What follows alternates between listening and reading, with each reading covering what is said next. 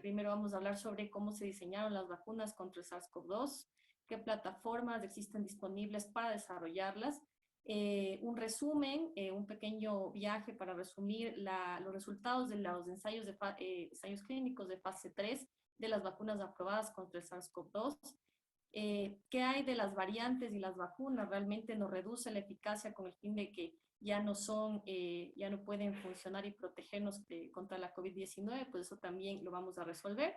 Y finalmente un update, que es una actualización de un nuevo tipo de vacunas que podrían ser efectivas contra el SARS-CoV-2. Y finalmente conclusiones y mi mensaje final. Bueno, nos enfocaremos en los próximos minutos a hablar del diseño de vacunas contra el SARS-CoV-2. Cuando hablamos de diseño de vacunas contra el SARS-CoV-2, estamos hablando no solo de la selección de antígenos, que son las partes del virus que van a ser inyectadas en los pacientes justo para generar respuestas inmunes adaptativas, sino también la selección de plataformas de vacunas, cuál va a ser la ruta de inmunización y los regímenes de vacunación. Vamos a empezar recordando cuál es la estructura molecular de este SARS-CoV-2. Tenemos que es un virus de ARN de cadena simple en sentido positivo, que tiene una envoltura de lípidos. En su interior tenemos el material genético del virus y en la parte externa tenemos una envoltura en la cual están insertadas varias proteínas. La más importante es esta proteína Spike o la proteína S, que es la que interactúa directamente con el receptor AC2 en las células, por ejemplo, en nuestro tracto respiratorio. Y pues una vez que hay esta interacción que ocurre mediante este RBD, que se denomina en inglés el Receptor Binding Domain, que es la estructura o la parte de la proteína Spike que se une directamente al AC2, por lo cual el virus puede ingresar su material genético y replicarse dentro de las células de nuestro cuerpo. ¿Cuál fue la porción del SARS-CoV-2 que se utilizó como base para generar estas vacunas? Pues fue justo la proteína Spike. ¿Por qué? Porque conocemos, luego de haber hecho estudios con el primo, entre comillas, de SARS-CoV-2, que fue el SARS-CoV, que causó la epidemia de SARS en China en 2002 hasta 2003, se conoce que solo los anticuerpos diseñados contra esta proteína Spike, que es clave para el proceso de infección mediado por este microorganismo, solo los anticuerpos diseñados con esta proteína Spike pueden neutralizar al virus, es decir, impedir su ingreso y por lo tanto prevenir infección. Además, como ya decíamos, es una proteína vital que permite que el virus pueda ingresar su material genético y replicarse en nuestras células. Por lo tanto, por las dos razones antes mencionadas, la mayoría de vacunas incluyen al menos una porción de esta proteína Spike del SARS-CoV-2. El siguiente tema que les voy a abordar es algo que quizás no mucha gente conoce, que son estas plataformas que están disponibles para desarrollar vacunas, no solo contra SARS-CoV-2, pero en este caso, pues, voy a hacer una explicación bastante exhaustiva sobre cómo se pueden generar este tipo de vacunas. Primero, la elección de la plataforma de vacunas va a determinar cuál va a ser la robustez inmunogénica, la capacidad de estos antígenos, de estas proteínas virales de inducir respuestas inmunológicas adaptativas, del lado adaptativo, robustas. También, si es que es necesario en algunos casos añadir un adyuvante, que es un componente que puede potenciar las respuestas inmunológicas. Tenemos también cuál va a ser el tipo de inmunidad que se va a generar. Va a ser una inmunidad adaptativa humoral, producción de anticuerpos, o una inmunidad adaptativa celular que va a, pues, inducir activación de células TCD4, helpers cooperadores o células TCD8 citotóxicos. También dependiendo del tipo de plataforma, pues se va a conocer si, por ejemplo, va a ser la inyección va a ser administrada de forma intramuscular, puede ser de forma intradérmica también, o pues la ruta más apropiada para esa plataforma. Y por último, también va a determinar cuál va a ser el régimen de vacunación, si se requiere una dosis, dos dosis o más dosis de refuerzo. Y pues aquí tenemos la primera de dos plataformas, estos son grupos de plataformas de vacunas. Entonces, este primer grupo se denomina las plataformas clásicas.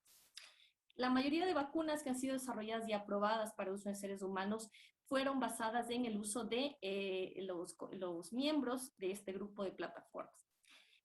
Pueden basarse en virus o en proteínas virales y pues han contribuido a grandes hitos a nivel de la salud pública a nivel mundial. Uno, por ejemplo, la erradicación de la viruela y por otro lado, el desarrollo de una vacuna para prevenir un tipo de cáncer. Estamos hablando de la vacuna que permite prevenir infecciones por HPV, que puede ser un factor de riesgo para generar cáncer de cuello uterino. En este caso tenemos que esta vacuna fue desarrollada con una de estas plataformas que está presente en este conjunto de plataformas clásicas, que es las partículas similares a virus. Ya vamos a ir explorando qué quiere decir cada una de ellas. En este caso les voy solo a mencionar que las plataformas clásicas son, por ejemplo, las que utilizan virus inactivados, virus atenuados, subunidades proteicas o partículas similares a virus. Y el otro gran grupo de plataformas son las plataformas de nueva generación, que pues tienen varias ventajas. Por ejemplo, las plataformas clásicas, una de las limitaciones que tienen es que no son factibles para producción a gran escala. Si queremos, por ejemplo, generar vacunas que utilizan virus inactivados, necesitaríamos grandes cantidades de virus. Y eso, por ejemplo, requeriría condiciones de laboratorios de bioseguridad de BSL-3, que son bastante rigurosos y que en muchos casos pues no están disponibles. Por otro lado, si requiere un virus atenuado, no está totalmente inactivado, necesito realizar rigurosos test de seguridad para pues ver que no haya ningún tipo de riesgos para los pacientes. En el caso de las vacunas, las partículas similares a virus, pues que vamos a ver de qué se tratan, necesito primero generar las proteínas que son parte de esta plataforma para luego generar la vacuna. Entonces, realmente se requieren bastantes recursos y una logística bastante complicada y obviamente recursos económicos, lo que hace que no pueda haber una producción a gran escala tan rápida. Sin embargo, estas plataformas de nueva generación, que pueden ser, por ejemplo, los vectores virales, las vacunas de ARN mensajero y las vacunas de ADN, pueden ser desarrolladas simplemente con el hecho de yo conocer cuál es la secuencia que codifica para el antígeno. Es decir, si yo tengo esta información, por ejemplo, en el caso del SARS-CoV-2 al inicio de la pandemia, se hizo rápidamente la secuenciación del material del genoma del virus y pues se pudo determinar cuál es la secuencia que codifica para la proteína S. En este caso no necesitamos cultivar virus utilizando líneas celulares, como ya vamos a ver que en algunos casos es requerido y por lo tanto no se necesitan laboratorios con nivel de bioseguridad ni BSL-2 ni BSL-3. Por lo tanto, estas plataformas son bastante adaptables y pues pueden acelerar la producción de vacunas de este tipo de forma exponencial, considerablemente. Y la mayoría de vacunas contra el SARS-CoV-2 han sido generadas utilizando estas plataformas de nueva generación. Vamos a abordar un poco más a detalle cada una de estas plataformas, empezando por el conjunto de plataformas clásicas. Una de ellas son los virus inactivados, que pues, como lo dice su nombre, están conformados por partículas virales inactivadas, lo cual se puede hacer por procesos físicos y químicos. En este caso, se elimina el riesgo de infectividad, no podría causar infección, por lo tanto es segura para los pacientes. Sí, de todas formas, a pesar de que el riesgo de infectividad es eliminado, no impide que esto pueda generar respuestas a nivel inmunológico. De todas formas, a nivel de respuestas inmunológicas, las respuestas celulares, que son mediadas por linfocitos T, CD4, CD8, por ejemplo, no son robustas. Se requieren más dosis de refuerzo y por lo tanto el costo aumenta. Además, se necesita aumentar los adyuvantes para potenciar la respuesta inmunológica. Una de las vacunas que fue desarrollada con esta plataforma es la vacuna de la polio. Tenemos ahora la plataforma de virus atenuados, que está conformada por estas partículas virales viables, pero que sí han sido debilitadas, que no son tan virulentas. Esto se puede hacer con subcultivos utilizando células para que estas partículas virales pierdan sus propiedades patogénicas. O se pueden inducir cambios en aquellos genes en el material genético del virus que pues producen la virulencia. Entonces, en este caso, las respuestas a nivel adaptativo, a nivel del sistema inmunológico, de tipo humoral, producción de anticuerpos o de tipo celular, activación de células o linfocitos T, son robustas, se administra usualmente una sola dosis, no se requiere adyuvante. Y uno de los ejemplos es, por ejemplo, la vacuna de sarampión que fue desarrollada utilizando esta plataforma. Tenemos la tercer componente, estas plataformas clásicas, que son las partículas similares a virus, como su nombre lo indica, contienen solo proteínas virales estructurales, pero no tienen ni el material genético viral ni las proteínas no estructurales. De todas formas, aunque inducen respuestas inmunológicas a nivel humoral, las respuestas inmunológicas a nivel humoral, como por ejemplo la producción de anticuerpos, sí son robustas, mientras que las celulares a nivel de activación del linfocito CD8 no son robustas. Es una plataforma segura porque no induce infección, sin embargo es un reto pues hacer una producción a gran escala. Se requieren adyuvantes y muchas veces se requiere más de una dosis, administrar más de una dosis, y pues un ejemplo es, como les decía, la vacuna contra el papilomavirus.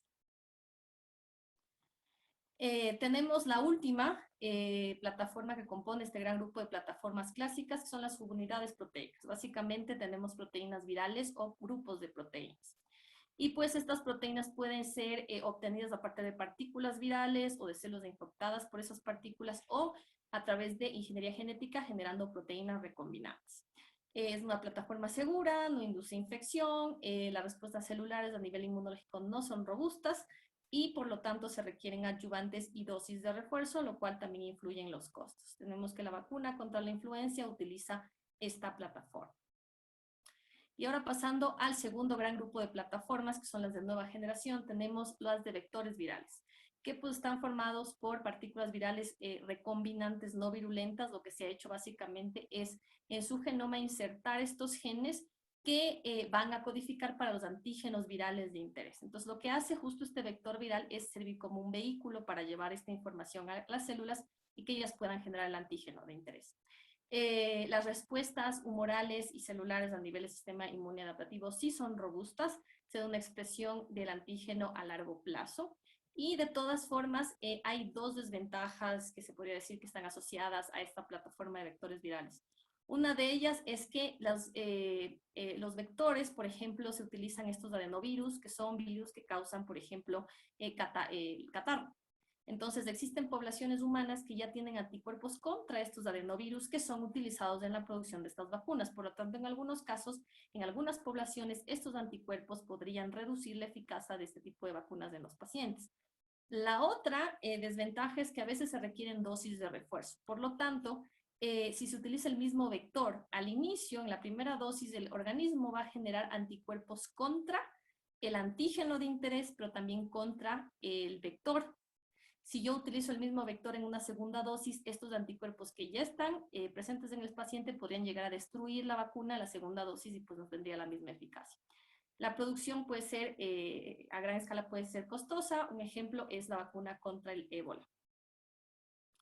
Tenemos las famosas vacunas de ARN mensajero, que pues ya les voy a mencionar que pues algunas de las aprobadas ya utilizan esta plataforma, muchas de las, o un par que ya están aquí en el Ecuador. Esta plataforma está conformada por nanopartículas, pequeñas esferas de lípidos o grasas, que en su interior tienen una secuencia de ARN mensajero, que tiene la información que codifica para este antígeno. Inducen respuestas a nivel adaptativo en el sistema inmunológico humorales y celulares de los dos tipos. Se requieren a veces más de una dosis y la inclusión de adyuvantes. Es mentira o es un mito que puede estar en el mensajero interactuar de alguna forma con el ADN, porque realmente no tienen ningún tipo de interacción física. El ADN está en nuestro núcleo, dentro de una célula, y el ARN mensajero se queda en el citoplasma, es traducido por los ribosomas y después es degradado. Por lo tanto, nunca hubo interacción con nuestro genoma.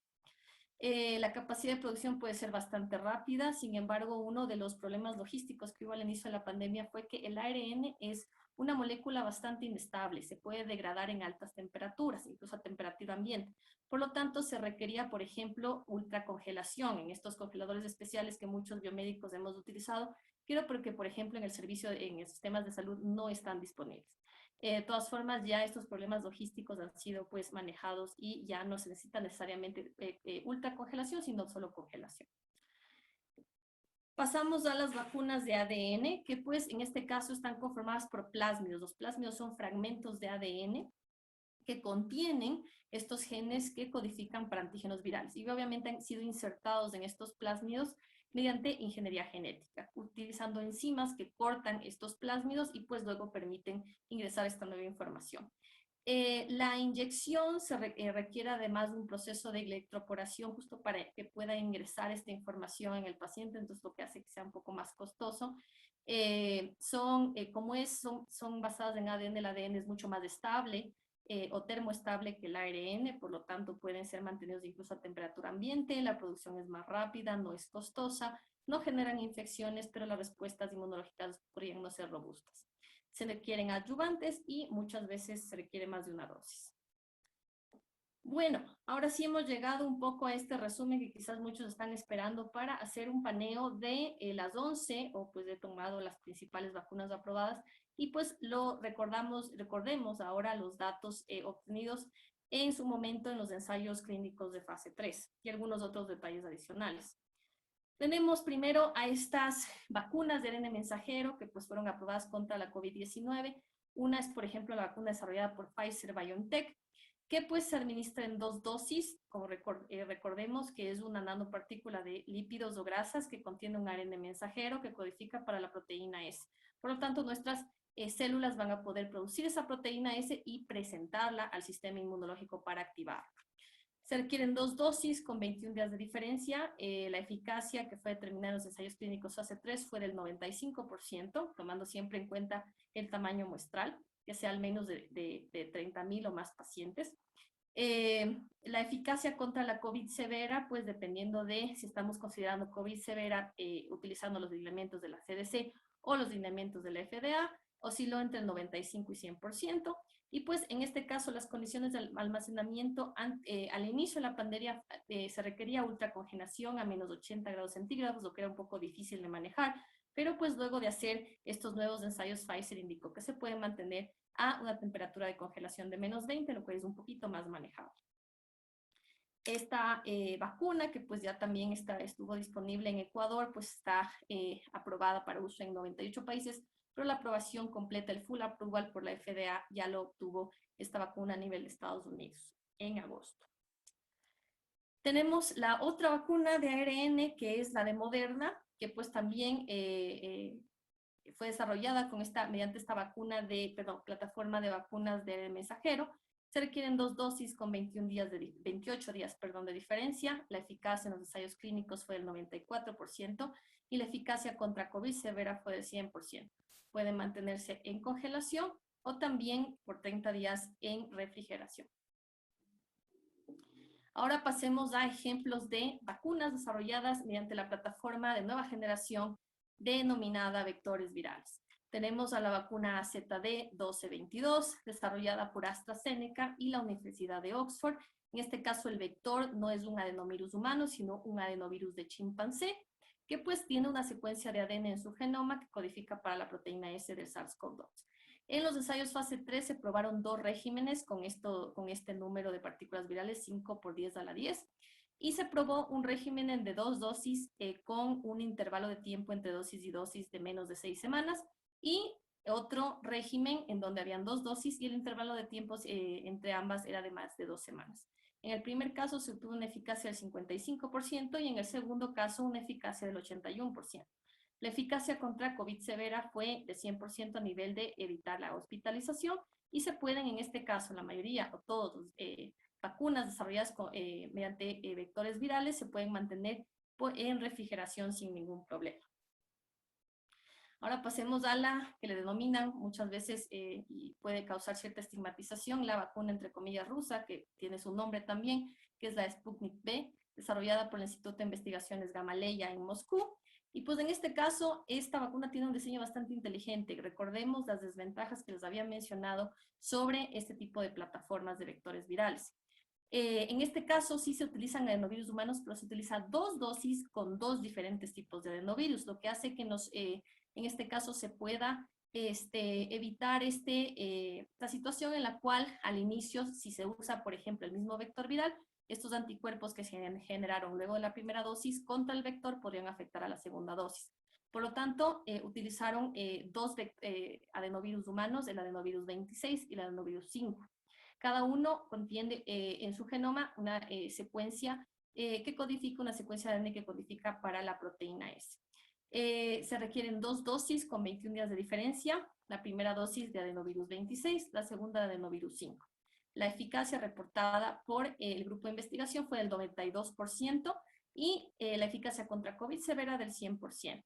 Y pues hay varias presentaciones que se pueden mantener en congelación o también en refrigeración. Otro ejemplo de vacunas desarrolladas mediante la plataforma de vectores virales es la de Johnson Johnson, que utiliza un adenovirus humano 26, que pues tiene la misma, diseño que, por ejemplo, la vacuna de una de las dosis de vacuna de Sputnik V. Tenemos que en este caso se administran no 2 dosis, sino una dosis, una de las excepciones donde una dosis es necesaria. La eficacia fue reportada del 66%. Y la eficacia contra COVID severa alrededor del 85%, pero al menos 28 días luego de recibir la dosis. Se puede mantener en congelación, pero también en refrigeración. Tenemos ahora la Convidecia, que fue desarrollada por CanSino Biologics en China. En este caso se utiliza una sola dosis de adenovirus 5, adenovirus humano 5, y pues la eficacia reportada, al menos por los reportes de prensa, hasta el momento es del 65%. Sin embargo, los resultados de fase 3 aún no han sido publicados. No se conoce eficacia contra COVID severa y pues en este caso sí se puede mantener en refrigeración. Ahora vamos a ejemplos de vacunas desarrolladas mediante la plataforma de virus inactivados. Tenemos a la CoronaVac, que pues es bastante familiar porque ya está presente en el medio. En este caso se genera esta cepa inactivada del SARS-CoV-2 mediante este cultivo celular de células Vero. Tenemos que en este caso, luego de la dosis de 3 microgramos de virus inactivado, se añade un adyuvante que es el hidróxido de aluminio. Se establecen 2 dosis con 14 días de diferencia entre dosis, pero en Chile este intervalo se expandió hasta 28 días. La eficacia varió entre países, también tomando en cuenta que los resultados reportados tienen un tamaño muestral que varía entre país y país. Empezó desde el 50% hasta el 91% en Turquía. La eficacia contra COVID severa fue del 100% y en este caso todas las vacunas de virus inactivados pueden mantenerse en refrigeración sin ningún inconveniente. La vacuna de virus inactivados desarrollada por Sinopharm también fue una cepa inactivada del SARS-CoV-2 desarrollada a partir del mismo cultivo celular.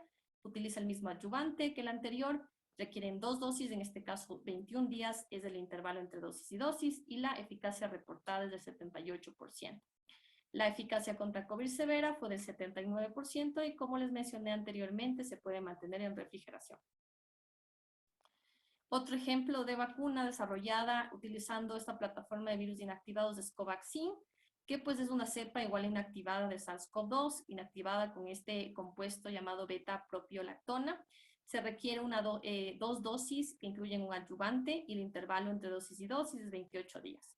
La eficacia reportada fue del 78% y la eficacia contra COVID severa del 100%. En este caso, se puede mantener a nivel de refrigeración. Vamos a acercarnos al final de este resumen, que he tratado de ser lo más breve posible por el tiempo, que es un ejemplo de vacuna desarrollada con esta plataforma clásica denominada de subunidades proteicas, que es la vacuna de Novavax. Tiene una proteína S recombinante, ese es justo, la vacuna está basada en esto. Incluye no solo 5 microgramos de esta proteína, sino también 50 microgramos de adyuvante. Se requieren 2 dosis y un intervalo de 21 días entre dosis. La eficacia reportada, al menos en Inglaterra, en más de 15,000 pacientes fue del 89.7%, y la eficacia contra COVID severa del 100%. Se puede mantener en refrigeración y se aspira a que en los próximos meses pueda obtener la autorización para uso en emergencia. Aún el ensayo fase 3 está en progreso. Y tenemos esta vacuna que ha sido bastante innovadora, desarrollada en India, que es la primera vacuna que utiliza la plataforma de vacunas de ADN, que es parte de estas plataformas de nueva generación. Se basa en un plásmido de ADN que contiene una secuencia que codifica para la proteína S del SARS-CoV-2. Se requieren 3 dosis y intervalo entre dosis de 28 días. Primera dosis al día 0, segunda dosis al día 28, tercera dosis al día 56. La eficacia reportada fue del 66.6% y la eficacia contra COVID severa fue del 100%. Se puede mantener en este caso a temperatura ambiente por hasta 3 meses y solo India ha logrado aprobarla, que es el país que pues la desarrolló. Ahora sí pasemos en esta segunda parte de la conferencia a hablar de variantes del SARS-CoV-2 y vacunas aprobadas. Solo voy a chequear cuánto tiempo tengo disponible. Ok, estamos bien.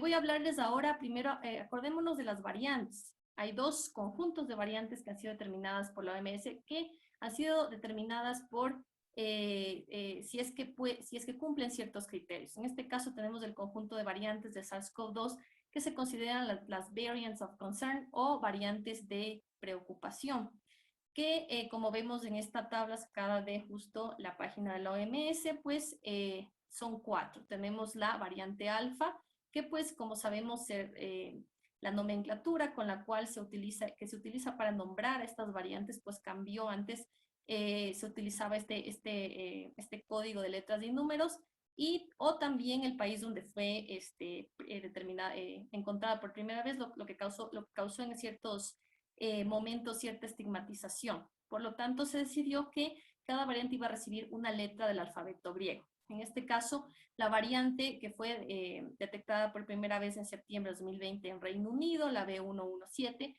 se denomina ahora alfa. La variante detectada en Sudáfrica en mayo del 2020, la B1351, es la beta. La variante que se generó en Brasil en noviembre del 2020 es la P.1, que ahora se denomina como gamma. Y la variante que pues hay transmisión comunitaria, es la delta, en la mayor cantidad de países del mundo. Fue primeramente documentada en India en octubre del 2020. Se denomina B1617.2 y pues la conocemos ahora como delta. ¿Cómo es que la OMS determina si una variante puede llegar a ser considerada como una variante de preocupación? Pues los criterios para si una variante puede ser denominada como variante de preocupación es si cumple uno o más de estos criterios que les voy a mencionar. Que hay un aumento en la transmisibilidad, que hay un aumento en la virulencia, o que haya una reducción en la efectividad de las medidas de salud pública, métodos de diagnóstico, vacunas o tratamientos disponibles. Pasemos ahora al segundo grupo de variantes determinado por la OMS, que son las variantes de interés, variants of interest. Y tenemos aquí 5 que están desplegadas en esta tabla. Tenemos la variante ETA, fue determinada por primera vez en varios países en diciembre del 2020, la B1525, la IOTA, que es la que fue encontrada por primera vez en Estados Unidos en noviembre del 2020, la B1526, la Kappa, detectada por primera vez en India en octubre del 2020, la B1617.1, la Lambda, que fue detectada por primera vez en Perú en diciembre del 2020, las que se denomina también C37, y la MIU, que pues está en varios medios de comunicación ya siendo explicada a la población de qué se trata, que fue pues detectada por primera vez en este año en el mes de enero en Colombia, la B1621. ¿Y cómo es que una variante puede ser denominada como variante de interés? Pues esto puede ocurrir primero si es que esta variante ha adquirido cambios genéticos que han afectado la transmisibilidad del virus, la severidad de la enfermedad que causa, puede inducir escape a la respuesta inmunológica, puede inducir escape a la intervención terapéutica o escape a el poder de detección de un método de diagnóstico. Además, es responsable de transmisión comunitaria significativa o de generar clústeres múltiples de COVID-19 en múltiples países, lo cual hace que la prevalencia relativa suba y también haya un incremento de casos que vayan en aumento. Esto puede generar que eventualmente por los impactos epidemiológicos que tiene esta variante, pues se llega a la conclusión que constituye un riesgo potencial para la salud pública. Tenemos aquí una tabla que extraje de este artículo de Krause et al. En el New England Journal de Medicina, en donde tenemos estas variantes que ya conocemos, la alfa, beta, la gamma y la delta y la kappa también, y algunas características. La alfa, pues, por sus cambios en su material genético, aumenta la transmisibilidad de esta variante. Tenemos también en la beta lo mismo, pero también hay un aumento de la virulencia. En el caso de la gamma, se aumenta la transmisibilidad, la virulencia y se podría también generar un escape de la respuesta inmunológica, es decir, que los anticuerpos generados por el organismo se disminuya el poder de neutralización que tienen. En el caso de la delta se aumenta la transmisibilidad y se disminuye igual el potencial de los anticuerpos para poder neutralizar estas partículas virales. Y en el lado derecho de la tabla tenemos justo un resumen de estos cambios. Recordemos que las proteínas están constituidos por estos building blocks que son, o estas subunidades que son los aminoácidos, y en este caso, por los cambios genéticos que pueden ocurrir y que generan nuevas variantes, se puede obviamente dar una sustitución o un cambio de aminoácidos. En la secuencia de aminoácidos se compone una proteína viral. Por lo tanto, aquí tenemos, por ejemplo, y les voy a explicar la nomenclatura, tenemos, por ejemplo, lo que dice aquí E484. E es de la letra que corresponde a un aminoácido. Los aminoácidos, los 20 y más aminoácidos que están disponibles en la naturaleza, se nombran no solo utilizando su nombre propio, sino también una letra del alfabeto. Si vamos aquí a esta leyenda que les puse en la parte de abajo, si tenemos E corresponde al ácido glutámico, que está en la posición 484 de la secuencia de aminoácidos de esa proteína. Pero cuando hay un cambio, es decir, la variante, por ejemplo, la variante alfa, tiene en este caso no un ácido glutámico, sino en esa posición, sino una K. Una K que constituye el aminoácido lisina, es decir, hay un cambio de un aminoácido por otro que obviamente también puede afectar a la estructura de la proteína S, y en este caso, por ejemplo, hacer que la proteína S pueda unirse de forma mucho más afín al receptor AC2, lo cual obviamente hace que se incremente pues la probabilidad de infección y eventualmente haya una mayor transmisibilidad. Tenemos aquí una tabla que fue obtenida justo de este estudio de Tregonin, publicado en el Nature Review of Immunology, en el cual pues hace un resumen de los datos que tenemos disponibles entre vacunas versus variantes. Vamos a ir resumiendo algunos de estos resultados. Por ejemplo, en la primera o la segunda columna de la tabla tenemos a la vacuna de AstraZeneca y Oxford. Tenemos en la primera fila el valor de eficacia referencial contra el virus original detectado en Wuhan. Como podemos ver en este caso, la eficacia contra la variante beta, que pues es comunitaria en Sudáfrica, por ejemplo, hizo que en ese país haya se determina una eficacia en los ensayos clínicos del 10%, muy baja, por lo tanto ese país dejó de utilizar.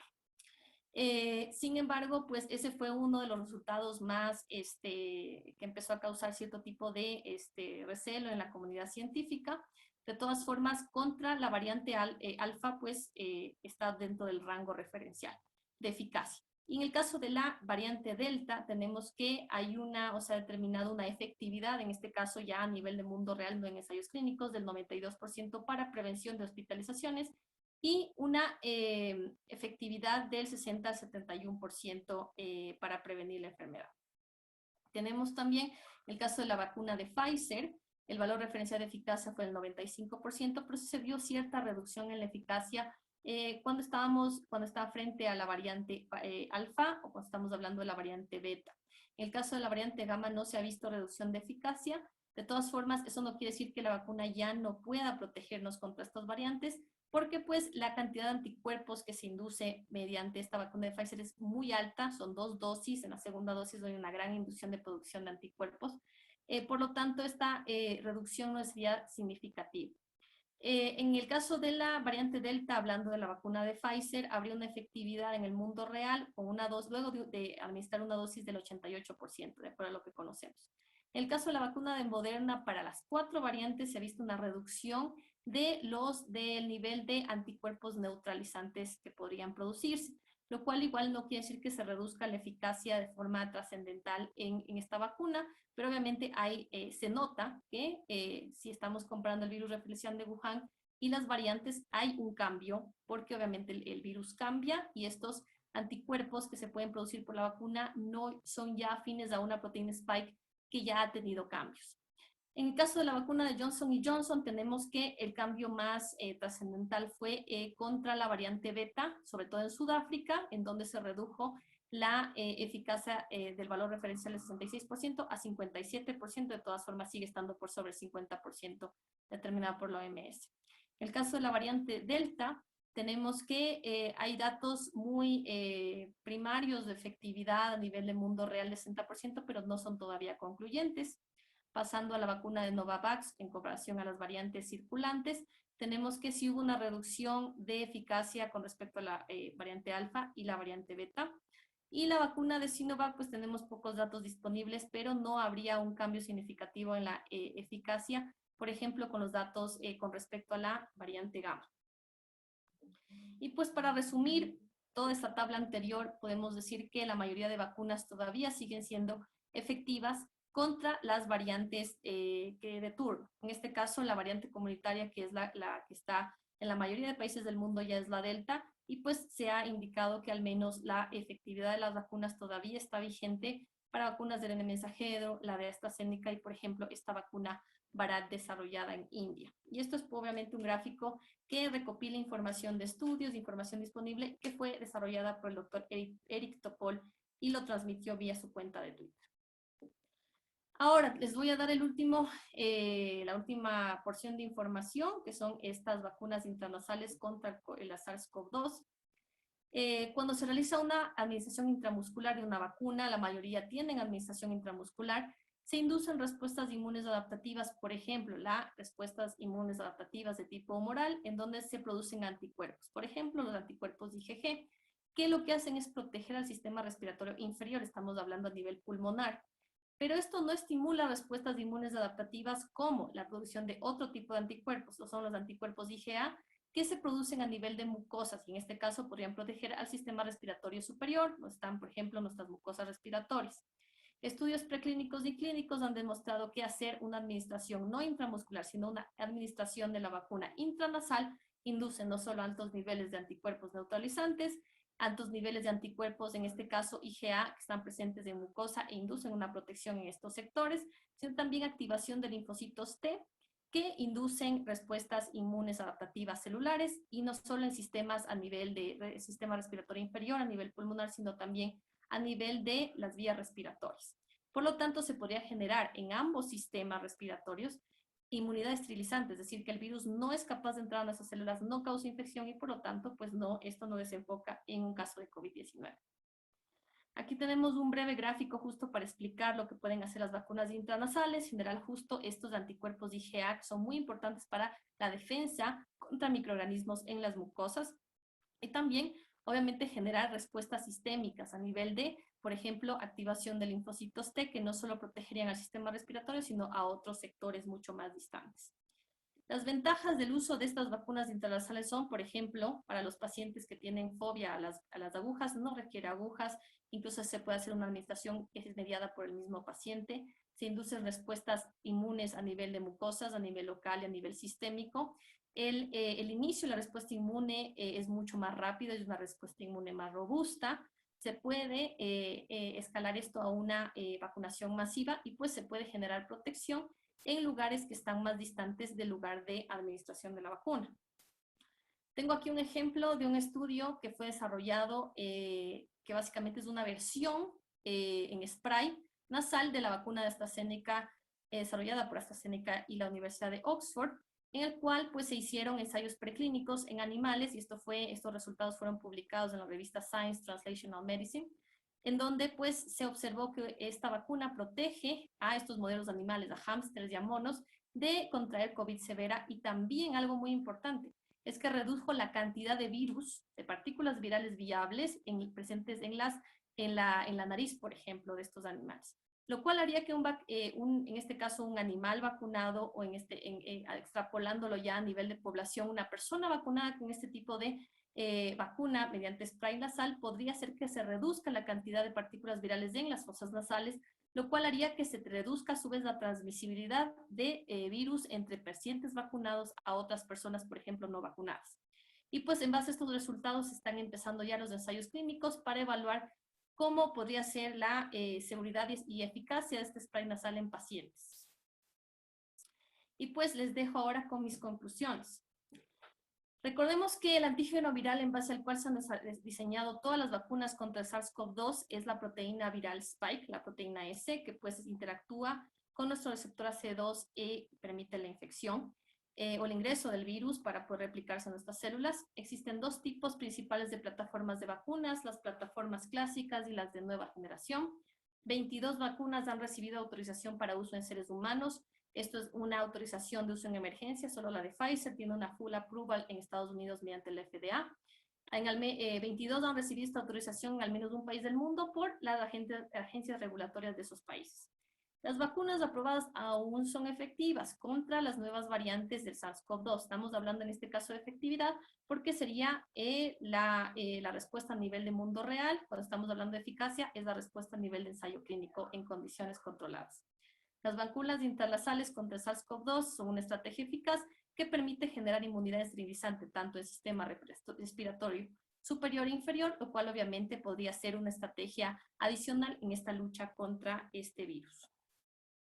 Pues debemos recordar que la vacunación que se hace de forma masiva y rápida contra el SARS-CoV-2, más la aplicación de medidas de bioseguridad, tienen la capacidad de salvar vidas en el contexto de esta pandemia y reducir la probabilidad de que se degeneren nuevas variantes de este coronavirus. Sabemos que estas variantes o estos cambios en el material genético del SARS-CoV-2 se generan mediante el proceso de replicación, cuando este virus puede ingresar a nuestras células y generar copias de sí mismo. Por lo tanto, tenemos que evitar convertirnos en incubadoras virales que permitan generar nuevas variantes y que eventualmente puedan reducir de forma drástica la eficacia de las vacunas disponibles.